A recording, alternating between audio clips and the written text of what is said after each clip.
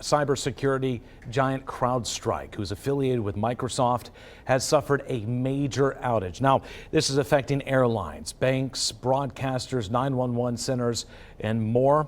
Well, you will notice our show here will look a little different this morning. We have been dealing with technical difficulties for hours now due to the outage, but we are still working to bring you the latest updates real time. We've been making phone calls. We have teams live out on the streets, and we are working to monitor things closely for you this morning. Part of that effort is starting with the airlines. This morning, the FAA confirming that multiple airlines have grounded due to flight outages. That includes United, Delta, and America Airlines. Melena Brown joins us live. She is at the Dayton International Airport this morning with what she's learning at this time. Melena?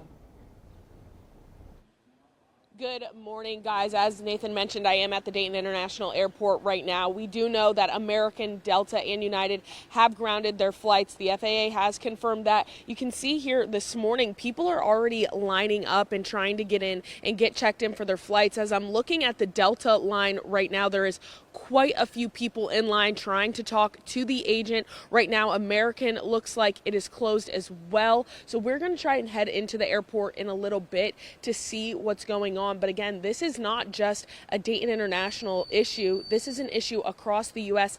and globally. There's also some international airports experiencing some issues, including Virgin Australia and Qantas have all seen disruptions this morning. So again, this is quite literally impacting people all over the world. We're going to try and work. I'm going to reach out to American, Delta, and United and the FAA to see if they can give us any sort of information on how this is going to impact flights throughout the day. We know it's early right now, right? It's only 5 a.m., but if there are flights grounded here at Dayton International and at surrounding airports, think Columbus and Cincinnati, it's going to have a pretty long impact throughout the day, depending on how long it takes for them to be able to get flights up in the air. So we're going to try and talk to them, get as much information as possible. But if you are waking up this morning, it's a Friday. If you had travel plans, if you were heading out to an airport, you definitely want to check in with whatever airline that you are flying with. We know American has their own app, Delta and United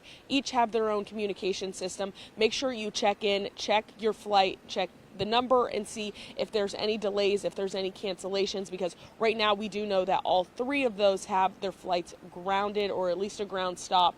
So right now we're just going to stay out here and monitor.